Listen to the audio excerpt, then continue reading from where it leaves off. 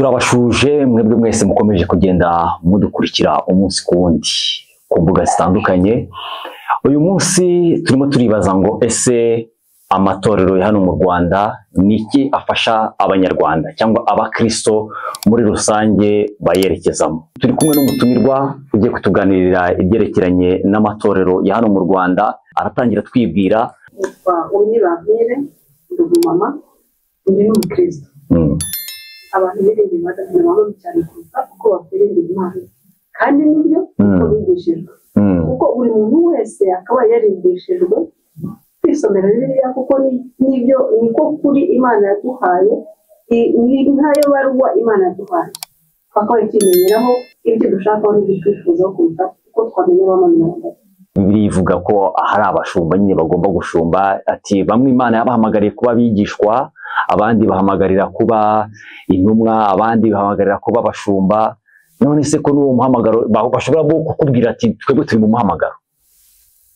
Bari mu muhamagaro wenda nibyo simbizi, ariko bari mu isi nanone iyo babona Satani, ariko bo bagasa nkaho bimenyekanisha kuko bamenyekanishije Imana. Urabivuga ibyo ngibyo ushingiye kuki? Ndashingiye ko umuntu yamenye Dadi cyane, akaba ariyo mpamvu anababara kubera yuko urusengero rwa Dadi na bamwe rufunze. Ntabwo babajwe no kuba yakabaye asenga, umuntu usenga by'ukuri ntabwo yaba wasengera. Byanze bikunze kujya kwa Dadi na mami kwa poso runaka, hari impamvu aba yarabhisemo. Ntekereza ko kubabara kwe gufite ishingiro kubera ko ni ahantu asengera, kandi hari impamvu yagiye kuhasengera, kandi hari ahandi yakagombye gusengera wenda mu yandi matorero atandukanye. None se ni gute atababara n'ubundi kandi yarahisemo? Niba tuvuge niba warafunze urusengero rumwe rwa Anglikani z'imifunzo, niba barafunze Abadivantiste ba Kacyiru, Abagisozi barakora, ubwo ntabwo bazasengera. Wenda urugendo rwaba rurerure, nk'umuntu wenda wahisemo iyo myizerere y'Abadivantiste ntabwo uzabasengera, yanatera akajya n'ahandi. Ariko ntavuge ngo church yanjye irafunze kubera yuko njyewe icyo numva nuko leta yakoze ibikwiriye, kuko yabonaga kuko abo bakristo n'abaturage ba leta, kandi leta ireberera umuturage. Ni ukuvuga ngo rero abo mbere yuko baba abakristo babanza abaturage. Mu gihe rero leta yabonye yuko umuturage wayo arimo ahohoterwa kubera yuko abo badadi n'abamama hari icyo bashaka muri wa muturage ari we mukristo wabo. Ubwo rero impamvu wenda rimwe na rimwe n'abadadi bababaye nuko hari icyo bakuraga muri za ntama zabo batunze bakakibona umunsi. Mbona rero umukristo w'ukuri akaba yisengera, akanisomera Bibiliya, akajya n'ahandi hamwegera. Uravuze ngo leta yakoze igikwiriye. Ubona leta igikwiriye yakoze ari ugufunga insengero, cyangwa nuko hari abantu bamwe na bamwe wasangaga banyunyuza imitsi y'abanyarwanda, y'abakristo muri rusange? Kuko niba Bibiliya itubwira yuko abo kubaha, ikindi bakaba baratubwiye yuko Kayizari akwiye ibye, ntabwo bamwe ko bakoze ibikwiriye ngo leta ibafungire. Niba bakora ibikwiriye neza ntabwo bari kubireba. Ubwo abatarafungiwe hari ibyo bujuje, nubwo bakaba hari ibyo buzuze. Ubwo rero simbona ikosa leta yakoze. Ubwo uravuga ko leta nta kosa yakoze kuba yarabashe gufunga insengero zimwe na zimwe. Turengeye nk'abaturage bayo, irengera abaturage. Uvuze ikintu cyiza. Ese umubyeyi ungana nawe, watubwiye ko uri umubyeyi, ni gute uvuga ngo umuntu yakunyunyuzaga uri umuntu mukuru, ntabwo yagukoze mu mufuka? None se urahera he uvuga ko umuntu yagukoze mu mufuka agakwaka amafaranga kandi atakwibye? Nuko banyigishije gutura ni bibi? Mbese mbona ari ugutura by'ubushake no gutura by'ubweswa. Bisobanura twumve. Ko pasiteri, kuki hari abapasiteri bamwe batagira akazi? Ubundi abapasiteri bakwiye kugira akazi ahubwo. Uko ijambo ry'Imana nge ndizi ninavuga, Abalewi ntabwo bigeze bahabwa gakondo, bahawe gakondo yo kuba abatambyi. Umutambyi rero ahubwo ntiyakwiye kugira akazi, yagakwiye gutungwa n'abakristo n'abayobora. Nawe uravuga ati kuki umupasiteri atakwiye kugira? Ubwo se urumva ahubwo ibyo uri kutubwira bitanyuranye na Bibiliya? Ibyo icyo mbona cyo nuko barengeje, harimo abarengereye mu by'ukuri, bava mu gutura bya bindi byo gutunga umushumba n'intama, cyangwa bagendeye nko ku Balewi kuko nibo cyitegererezo cy'abo bashumba cyangwa cy'abo batambyi, bararengera barakabye. Uko kurengera niko ushaka kumva ni ukuri. Sinzi ukuntu wowe wabirumva, ariko hari nk'umuntu tuvuga nka pasiteri aba ashaka kugenda mu modoka ihenze, kandi mu by'ukuri imodoka n'iciriritse iragenda, kuki atakusanya rimwe ariko ntibibe buri gihe, kuki bihoraho? Ese umupasiteri wawe agendere muri iyo modoka ihenze ariko yaguhaye ringe ku giti cyanjye? Ese umupasiteri agendeye muri iyo modoka nziza ariko nawe yaguhaye ibikwiriye mu buryo bw'ubugingo, hari icyo uhomba? Uhomba iki? Hari igihe arakubwira rimwe, wowe uburyo uvuga ntabwo ari umuntu ukubwira ngo tura Imana ikugirire neza, kandi Imana izi ibyo dukeneye. Yatugira neza tutanatuye, yatugira neza ntacyo twakoze, yatugira neza uko turi, kuko yabishimye kutugira neza. Ubu ushatse kuvuga ngo Imana ntabwo itugira neza bitewe n'uko twatuye? Reka tujye mu gutura. Twigeze tubona Kayini na Abeli. Kayini yaratuye, Imana ntiyashima. Abeli atuye, Imana irashima. Ndibuka neza ijambo abantu benshi bakunda gukoresha rivuga ngo nukora neza ntuzemerwa. None se nimba Kayini yaratuye ibitambo ntibyishimirwa n'Imana, Abeli atura ibitambo byishimirwa n'Imana, none ko numva uri muranyuranya no kuvuga ngo ntiduture ibyo dufite? Tuvuga wowe ushobora gutura 500 ariyo ufite, undi agatura 5 kandi wenda afite ibirenze 5. Ntekereza ko wowe wa 500 ari we washimwa kurenza watuye 5.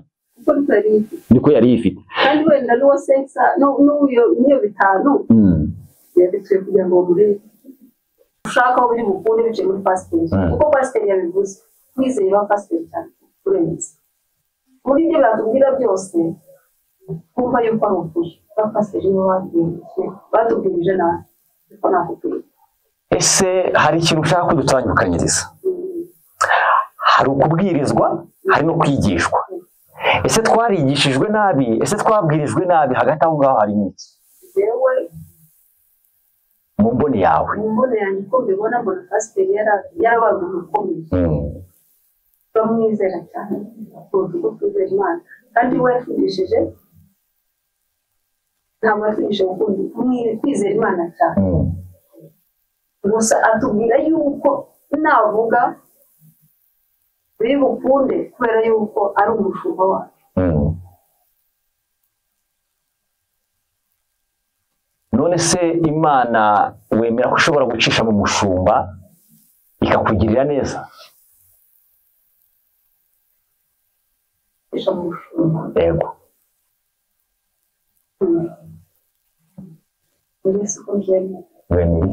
Wemera yuko aramutse yigirire neza, ntabwo umushumba yabivuga ngo mwumve yuko yangirira neza uko byasa kose n'umushumba atavuze.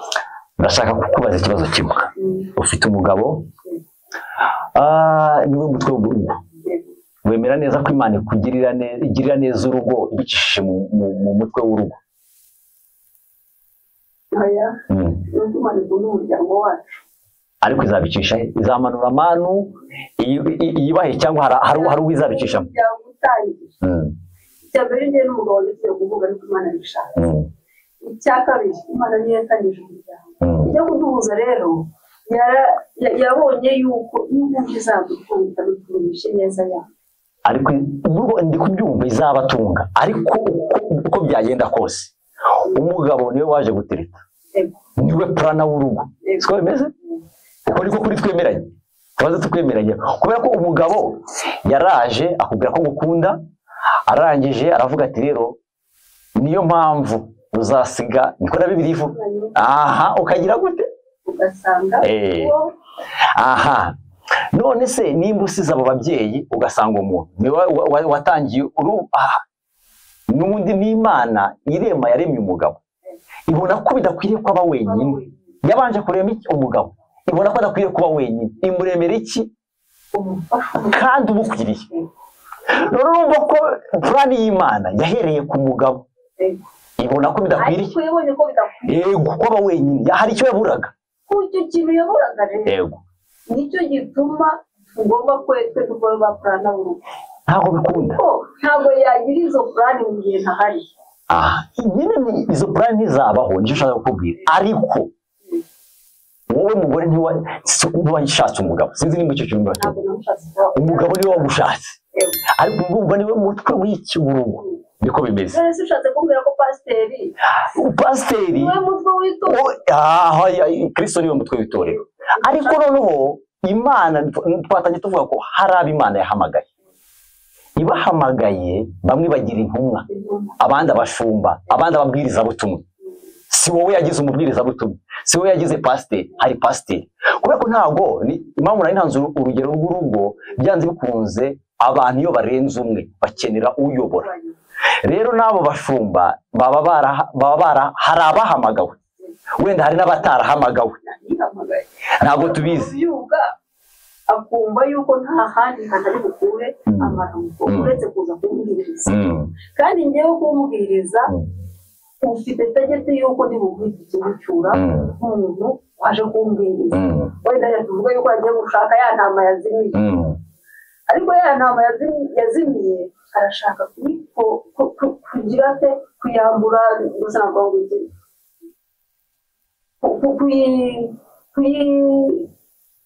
aho kugira ngo we atunge intama ahubwo intama. Ariko bikwiye niko Bibiliya ibyemera.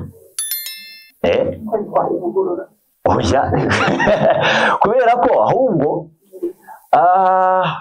wenda reka mperaho nkaho nyikubaza icyo washatse kuvuga, wenda reka wenda nkubaze icyo kibazo nimba aricyo wenda washatse kuvuga, yuko wenda rimwe na rimwe hari abantu baba bafite impano runaka y'ubuhanuzi, yo kubwiriza ubutumwa bwiza, barangiza iyo mpano bakayigurisha, bakavuga ati nimba umuntu Imana imuhaye Imana yitangira ubuntu, impano zitandukanye y'uburundozi, yo gukiza indwara n'ibindi bitandukanye, ugashaka ko iyo mpano ahubwo yishyurwa.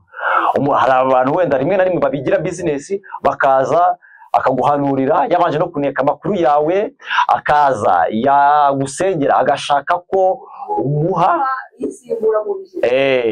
keretse nimba ari ubwo buryo washatse kubivuga. Umuntu ntabwo akwiye kuba yacuruza impano, twayiherewe ubuntu. Niba unsengeye nsengera ngirirwe neza, nawe ugenda amahoro. None se nimba nawe yirirwa asenga kugira ngo amavuta aze, none si yo mpano uyu ushobora kuvuga ati njyewe nabaye yego ngere saa sita nyuma saa sita njye gukoresha ya mpano, Imana ya mpano. Kuki se nimugoroba mvuye mu kazi runaka, tuvuge na ndi umukarani, kuki ntabwirwa nikorera iyo misigo yanjye ngo nimugoroba, kuko burya ntabwo umuntu w'Imana agenda adafite ahantu agiye, ntabwo yagenda utandi umuyaho, ntabwo wansanga. Ni ukuvuga ngo wakabaye uvuga uti uriya muntu namutumwe uko byagenda kose umunsi nzajyayo. Ntabwo ibintu biduka ngo mufate ngo wumve yuko uzadumwaho ngo ntabwo mufatira mu nzira. None se wize amashuri asanzwe, ngewe mpitamo kwiga teoloji, none se nzakora iki? Nimba nari uzigisha ijambo ry'Imana, niko kazi ka niko kazi kanjye ka buri munsi, ariko nta kandi kazi nzajya gukora. Icyo gihe uzarindira amaturo asanzwe, ariko apana ibintu byo kusanga ahantu hose Imana irambye. Impamvu mubwira icyo gukurya wambwira Imana mubwira. None se urahakana ko utari mubwiye? Urashingira kuki? Nuko ibyo byose byasaga nkaho ari ibyo gifite. None se ubu wemera ko hari ubuhanuzi wabwiwe butarasohora? Rero ku mubyeyi byagorana kunyemeza ubuhanuzi. Oya njye reka mwibarize gutyo, hari ubuhanuzi waba warabwiwe butarasohora? Ntabwo. wenda uzamubwira wambwiye yuko muzajya ngo muri Amerika umuntu wakunda cyane mu bugeni ko ntakunda bose yuko ntakunda buriya n'Imana imfashije wenda yajya nanjye atari muri Amerika ati Imana iguhaye visa ubu niho muri kazi y'umweru atari ko ntabwo ari urupfu none se buriya hari ubuhanuzi wenda ushobora kuzajyayo cyangwa we ntujyeyo hakajyayo y'abana bawe impamvu mbivuze Aburahamu yahanuriwe ko azagira abana bangana n'umusenyi wo ku nyanja cyangwa n'inyenyeri ariko Aburahamu yapfuye afite abana batageze kuri urwo rubyaro birangiye generasiyo ya 8 Imana yari yaravuze yuko azaba sekuruza w'amahanga ariko yaramubwiye ngo urubyaro rwe ariko uruki urubyaro iyo dusomye baba urubyaro rwe urubyaro byumve neza nge uwo muntu impanuro yuko ari nge uzagenda ntabwo yahanuriye ko urubyaro wenda nuko warutanze urwo rugero ariko nashatse kukubwira ko hari ubuhanuzi umuntu ashobora guhanurirwa bukazasohora wenda kuri generasiyo ya 7 cyangwa ya 8 kubera ko Aburahamu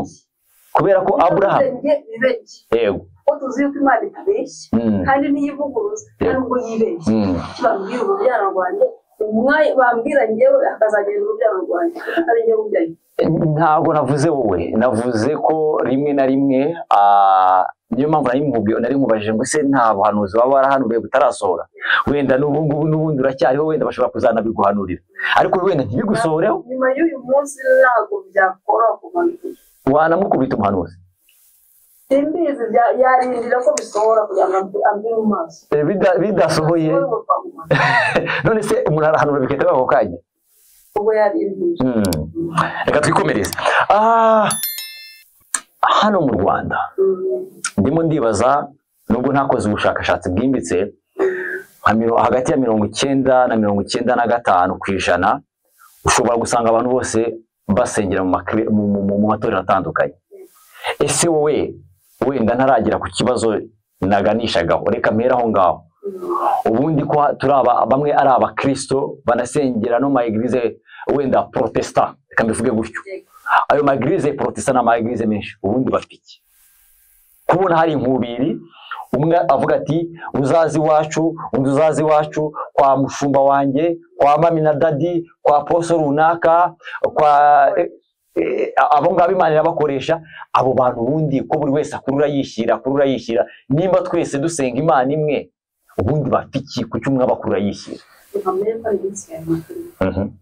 kuko urumva abo bantu bose Imana ni imwe ijuru ni rimwe yewe niba ari na paradizo niba ari isi nshya izaba ari imwe abantu bafite n'ibyo kugeza umunsi kuko ukristo agira abakristo benshi niko n'aya maturo aba menshi n'ingo ziba nyinshi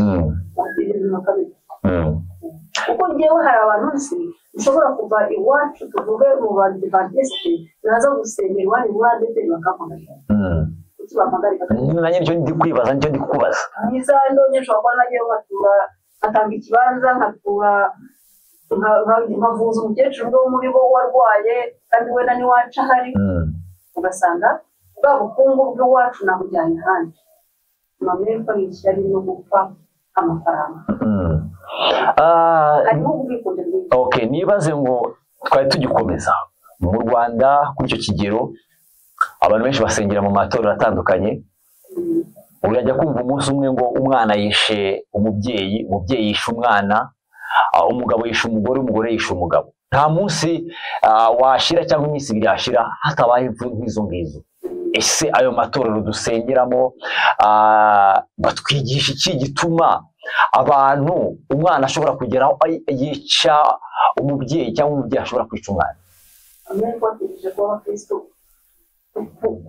kwizina ibikorwa basa n'ababitujije ariko tugendeye kuri Bibiliya twigisha yuko imirimo yacu ari iz'abaduherekeza ari izibukwa ni ukuvuga ngo rero ntabwo bigeze batwigisha gukundana uvuga ngo niba tutakundanye ku rusengero ngo niba mbonye umuntu aguze amazi yo kunywa y'inyamuhe sinzayatanga nageze hanze kandi mu rusengero umuntu urimo wese burya aba yakirijwe ariko iyo asohotse hanze rimwe na rimwe rwaba rutwigisha urwo rukundo rwo gukundana uwo muntu uko yikunda we bakunda mugenzi we ntabwo abantu bakomeza kuba abakristo beza mu gihe nta rukundo rw'imizi bigisha turabura urukundo turabura kwigishwa ukuri turabura warugarutse kwana uravuze ngo turabura urukundo ariko turabura sinzi nimba ahubwo twigishwa ukuri uravuga ngo turabura kwigishwa ukuri ahubwo sinzi nimba twigishwa ukuri koko kuko ntabwo twigishwa ukuri impamya ko ari ukuri kuko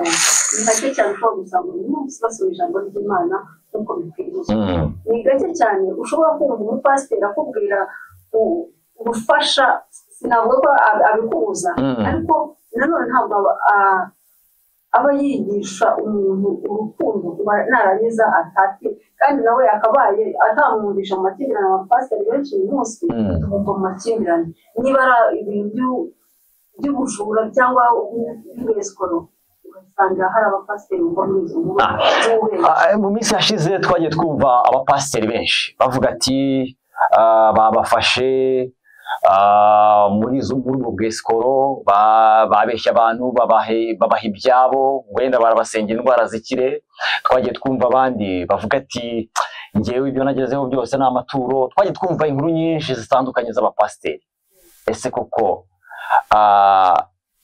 uko kuri twaraguhishwe cyangwa nabo n'ubundi barihamagaye ntabwo uko kuri bari bakuze ntabwo baranahamagawe ariko kubera iyi si turimo iyo twibuka neza ku isi tuyobowe na Satani tuyirimo turi abana b'Imana turi abantu b'Imana ariko umuyobozi w'iyi si Satani ntabwo rero byoroshye kuba wayikoreramo mu gihe umuyobozi wayo afite ibindi akwereka hari ibyiza hari ibintu na biriya nawe wa mupasiteri agashaka kwitwara nk'abandi ese abo dusoma muri Bibiliya babaye ibyitegererezo byiza Satani ntabwo icyo gihe yari ariho kubo babashije kubinyuramo kandi mu buryo bwiza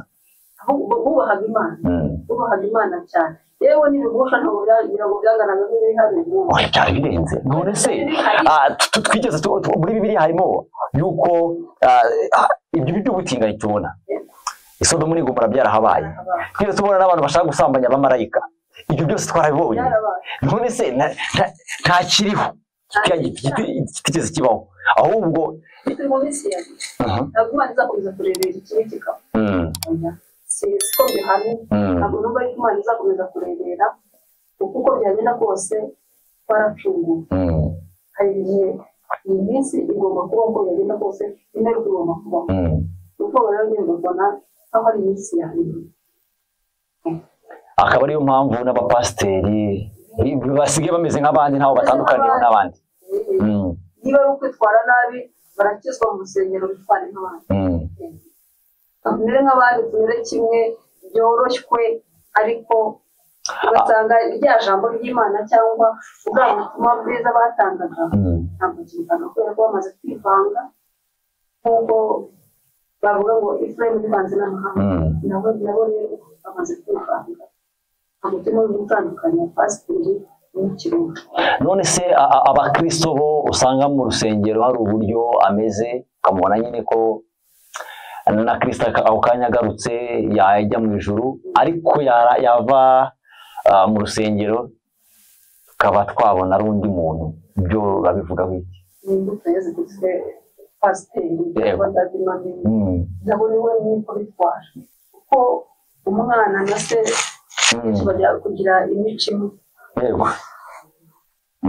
kuko umwana arebera kuri se cyangwa n'ibindi rero wa mukristo urebera kuri pasiteri cyangwa mami na dadi ntabwo yakwitwara ukuntu bitandukanye n'uko sebuja papa we mama we bose tugana ku musozo uratanga nama ki yaba ari ku nta rutugu rukora ngo rusumbe ijosi ariko buryanze bikunze nta n'umuntu ubura kumva inama ese yaba ari kuri ku bakristo ndetse no ku bayobora ayo matorero watanga nama ki nibo mpereyeho kuko nibo bashunga izo ntama kandi ni nabo barimo kuziyoboza. Bongere bakizwe neza, bigisha abantu ijambo ry'Imana kuko ni ukuri kandi ukuri ni tukumenya kuzakira. Abakristo nabo biramenye gusoma Bibiliya bisengera. Bari barukana n'umuntu umuhanuzi w'Imana bamenya bicare hamwe basenge bisengere basome Bibiliya, iryo jambo ry'Imana niko kuri n'ibyo by'Imana dushakaho bazahindura. Ko nta muntu n'umwe muri twese uyobewe ikintu cyose. Buri muntu yabwirizwa atabwirizwa, buri wese azi ikibi n'ikiza. Umubyeyi wishe umwana we cyangwa umugabo wishe umugore we ntayobewe ko ari icyaha akoze, kandi azi yuko ari cyo cyaha cyamuriye. Ubwo rero bose ntibagirwe kandi bagirane urukundo hagati yabo. Urakoze cyane, reka tugushimire cyane. Imana yo mu ijuru igumurisha ku mpanuro nziza umaze kuduha ndetse no ku kiganiro cyiza umaze guha abantu muri rusange. Burya baravuga ngo ukomye urusyo akomeye n'ingasire. Wavuze kuba Kristo, uvuga ku bayobozi babo yuko bashumbye amatorero. Twizere ko byanze bikunze buri muntu wese, nk'uko dusoje uvuga ati buri muntu wese agerageze kwisengera ubwe, ntajye gusengera, ntavuge ngo ajye gusengerwa cyangwa asomerwe Bibiliya. Imana yaduhaye ububasha n'ubushobozi, kandi ngo icyo tuzirukana mu isi no mu ijuru tuzakira. Ni ukuvuga ngo ibyo bintu bikuriho byavaho nawe ubitegetse, ko Yesu yarategekaga kandi ubushobozi bwe yarabudusigiye, yarabuduhaye, yaduhaye ububasha n'ubushobozi. Ibyo twakwirukana byose byagiye. Kuki umuntu ushobora kwirukana n'ibindi? Ariko wenda tugana ku musozo, turimo turanasoza, si ukwirukana wenda inyuma y'undi, ahubwo ese uwo muyobozi uyobora arimo arayobora mu buryo bukwiriye? Naho kugira umuyobozi byanze bikunze, twamaze kubwira abantu ko aho abantu babiri cyangwa batatu bari, byanze bikunze bagira umuyobora. Ariko se uwo muyobora koko ni muyobora nyawe? Abantu ubwo ntekereza ko bakeneye umwuka w'Imana ngo abayobore kurenza, kugira ngo abayobore bose umufasha.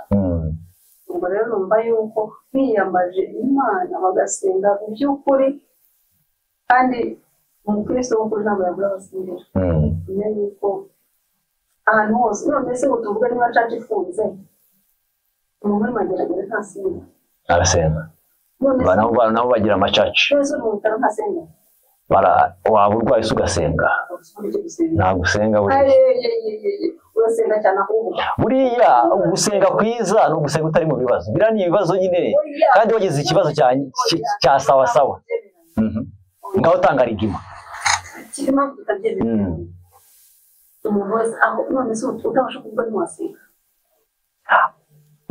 Turebe ngo abantu ubwo basengeshwa n'iki. Uwo muntu ashobora gusenga kubera ibibazo runaka arimo, ariko ntabwo usenze ahantu kubaho mu buzima gusenga. Ariko wasenga cyane nsinziriye se cyangwa nkakanguka, ntabwo byuka gusenga. Yego, bose turasabwa gusenga, haba hafunguye haba hafunze. Nyine ibyo urimo urabivuga, insengero zafunzwe, ariko turebe ngo tuvuge ko kuri guhari, tureke kwenda guheza inguni muri rusange. Ariko igihe uri mu bibazo n'igihe utari mu bibazo, aho usenga neza ni hehe? Wowe ku giti cyawe, ntituvuge za nsengero, none twavuze umuntu ku giti cye. No, tuvuga ngo iminsi yose. Navuze igihe biri mu bibazo n'igihe utari mu bibazo. Yego. Iyo nugarijwe nsenga kurushaho. Kuko nyine urimo urasenga kubw'ibibazo, kuko wugarijwe. Yego. None se wabayeho muri ubwo buzima butitiriza buri komone, atari kuvuga ngo ukuri mu bibazo? Niko umukristo yakwiye gusenga ahubwo. Ubudasiba. Rero igihari ni icyo ngicyo. Akenshi abantu basenga yari mu bibazo kubw'impamvu. Ni na gake ushobora gusanga iyo mpamvu nyine turayihorana. Mu gihe rero ibyo bibazo ntibizabura kubaho. Yego. Impamvu yo gusenga igomba guhoraho. Kubera ahubwo twakwiye kumenya ngo umuntu yaremewe iki, umuntu ariho kubera iyihe mpamvu, umugambi w'Imana ku muntu ni uwuhe. Nicyo kintu umuntu yakwiye kuba amenya, kugira ngo nyine na bwa buzima bw'umukristo bubeho buhore busenga, budasenga kubwo ibibazo runaka. Tubwizanyije ukuri, ni abantu bake bashobora kuvuga ati wenda ngiye gusenga.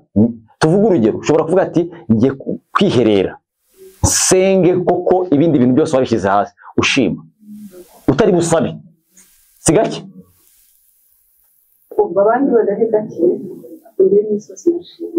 Hari igihe hari amasengesho, akenshi amasengesho ameze nka formulaire, ugasanga uratangira ushima ariko nyuma ukaza kugira n'ibyo usaba. Navuze gutangira ushima ugasoza ushima, nicyo navuze. Sinzi nicyo kintu navuze. Twagiye ushobora gufata umwanya ukavuga ati ngiye gufata nk'isaha cyangwa isaha ebyiri ngiye gusenga amasengesho yo gushima Imana gusa, ntari buze gusaba. Byagorana kuko turi mu isi igoye. Yego. Unyine wowe Satani. Ese Satani ko nuva wamuhaye imbaraga? Impambara z'icyano turi ku isi ni ukiyo. Agufiteho imbaraga?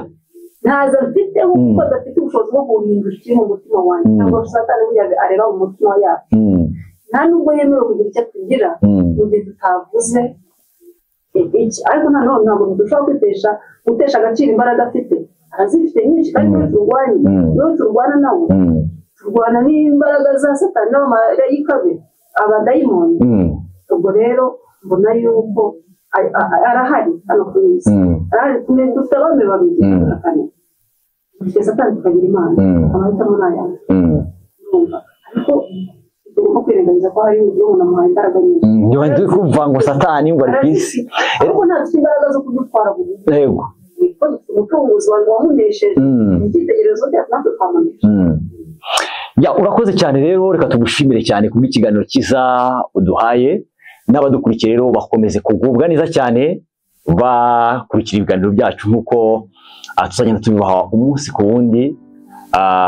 Abari mu mpande rero z'isi zitandukanye mukomeze kugira ibihe byiza, ko kwiza kw'Imana komeze kubana namwe. Shalom.